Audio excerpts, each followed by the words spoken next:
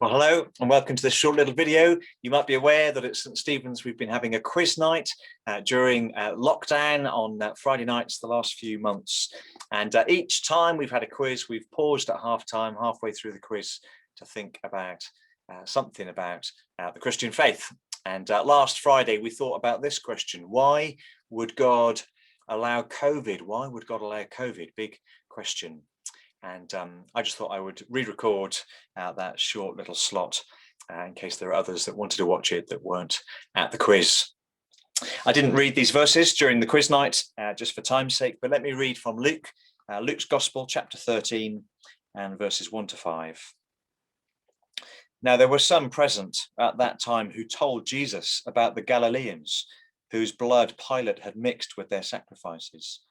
Jesus answered, "Do you think that these Galileans were worse sinners than all the other Galileans because they suffered in this way? I tell you no, but unless you repent, you too will all perish. All those 18 who died when the tower in Siloam fell on them, do you think they were more guilty than all the others living in Jerusalem? I tell you no, but unless you repent, you too will all perish." Well, the first thing to say, answering a question as big as this is the slot is a really short slot. I've only got a couple of minutes, and so I can't say, and I'm not going to try and say everything that could be said in response to this question: why would God allow COVID? So this is very much a partial answer, but it's also a general answer. Sometimes people do make claims that God causes something for a specific reason or in response to something specifically. And too often I think that can be really unhelpful. So I'm not going to make a specific claim like that God sent COVID for a specific purpose. I'm not sure we know that for sure. So those are my quick caveats as we begin. Now, in theory, on Friday night, on the quiz night, this little slot came after 3 rounds, so people's brains were warmed up. And well, that was a good thing, because I had 2 what-if scenarios for people. I'm not assuming that everybody who watches this thinks and agrees that God exists.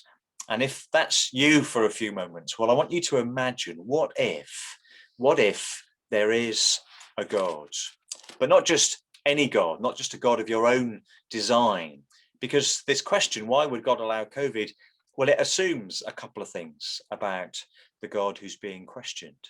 Firstly, if there is a God, maybe that's a big if for you, but if there is a God and he's powerful enough, big enough to have the kind of control that plans or allows things to happen in his world, well, then he'd have the power to be able to stop them happening, wouldn't he?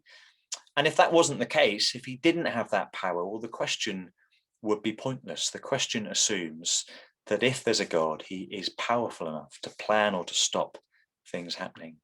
Secondly, the question also assumes that if there's a God, that he is good. That is, he uses his infinite power to do infinite good. Both of those statements are assumed by the question. So what possible explanation can there be then for a God who is good and for a God who's powerful enough to stop something like COVID? Why would a God like that still allow COVID to happen? I want to say it's a good question. I want to say it's a valid question.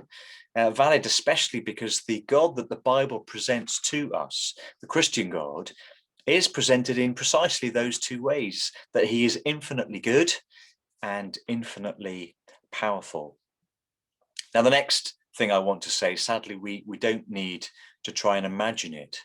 Because of COVID, it's been impossible, hasn't it, to avoid the growing death toll, the daily death toll on our news each night. The UK, you will know, reached and surpassed 100,000 deaths related to COVID. In the US last week, they spoke about the heartbreaking milestone of 500,000 deaths. Death has been much more a reality in front of us rather than hidden away as it perhaps was pre-pandemic. And so I want to share from those verses that I read from Luke 13 how Jesus responds when Jesus was told about the deaths of multiple people. And you can look at it yourself in Luke chapter 13. And like my caveats at the start, it's important to say that this one account, just short few verses, isn't Jesus' only response to suffering and death. But I imagine lots of us have now circled June the 21st in our calendars, haven't we? The day that we're all hoping and praying that some kind of normality will return to us, restrictions will be lifted. We're longing for that. But I wonder whether with that sort of hope of restrictions lifted in mind, I wonder if hearing Jesus' words, these words from Jesus, are just timely and helpful just at the moment. Now, in one way, you will have perhaps spotted this as I read it. The suffering and death that Jesus was told about initially isn't like COVID. It's about people being killed by an evil man. But when Jesus responds, well, he raises another situation, doesn't he? A natural disaster that cost 18 lives when a tower collapsed in Siloam. And that feels more like the kind of unexpected and indiscriminate loss, doesn't it, caused by something like COVID. Now, again, and really importantly, Jesus doesn't say everything that he could say here. Elsewhere, we see his deep compassion, even his anger, Jesus' anger in the face of death. And those emotions from him are much more front and center elsewhere. But here, in these verses, Jesus repeats two clear things for us, two important things, I think. And first he gives us a word of caution. You see, Jesus won't let us say that somehow it was their fault, these people who've died. Jesus won't let us say that it was their fault. And I do think people sometimes use careless language. People talk about, what goes around comes around, or they talk about fate. It's just fate, or it's bad karma. But of course, if we even for a moment applied that to something like COVID, well, it would be hugely inappropriate, wouldn't it? Like it's somehow their fault, those that have died. It's them getting their just deserts. And Jesus just won't allow that, not for a moment. Tragedy has struck twice in this little account, first at the hands of an evil man, and then a terrible accident when this tower's fallen down, and lives have been lost in both of these desperately sad situations. And Jesus' first point, well, it allows us space to grieve, doesn't it? It gives us permission even to ask this question, why? Why would God allow it? Why them? Why so many? What a waste. And the point is, death is always sad, isn't it? And that is only heightened when death comes unexpectedly, or when life seems to be cut short too early, perhaps when we don't get to say goodbye to a loved one. And COVID certainly has brought far too much of that. But the second point that Jesus is at pains to make in these short verses, it builds on the shock and the blunt reality of death. Because Jesus says it could just have easily have been us.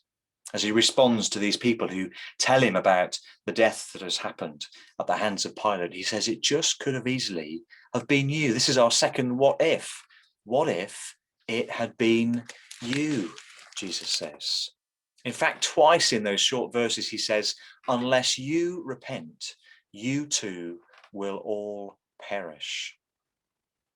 Now, I'm very aware that the loss and the grief left by COVID will be much closer to home for some of us than for others.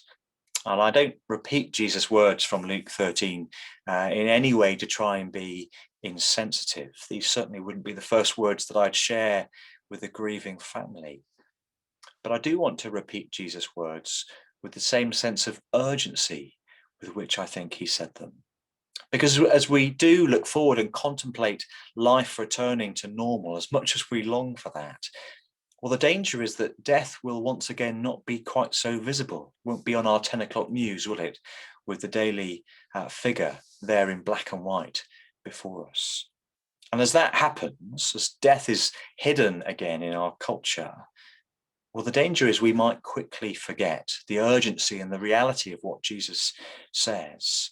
As the shock of death confronts us, we won't hear quite so clearly what Jesus says here, that it could just have easily have been us.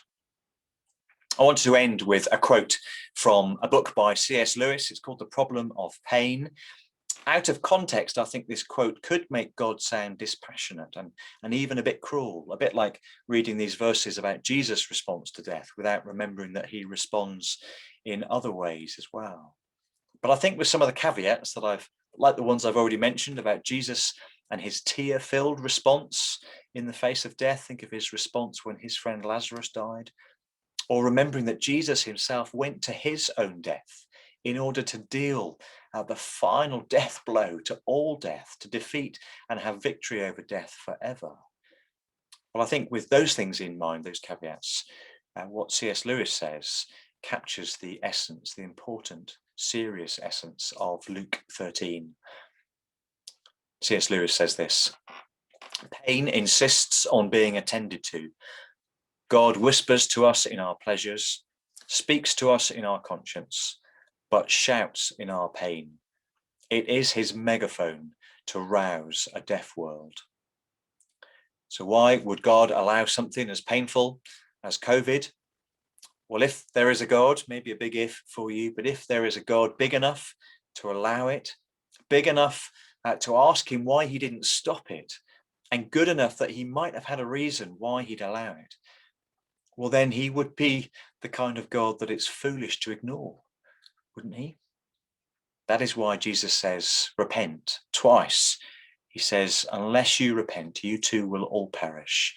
Jesus pleads, turn back to God, stop ignoring him before it is too late. So before we get distracted, before normality returns and we forget the blunt, shocking reality of death, before we start booking holidays, I think Jesus would say to us, what if there is a God? And what if it had been you? Would you have been ready to meet God, your maker? Well, on Friday night at our quiz, I invited people to respond, to tell me what they thought, to ask follow-up questions, or just to say something in response, or to ask if you want to know more about what it would mean and look like to do what Jesus says, to repent and to turn back to God and to stop ignoring him. I'd love to talk to you about that. You can email me. My email address is on our church website. I'd love to hear from you. I'd love to help us think about how we respond rightly to all that we've been through the pandemic and the way that it's put the reality, the shocking, harsh, painful reality of death right front and center for us. On Friday, I mentioned our Christianity Explore course, which we run pretty regularly, a course designed for you to investigate the claims of Jesus and ask your own questions. If you'd like more details of that, you can find them on our website or just get in touch about that as well. Well, thank you so much for watching, and bye for now.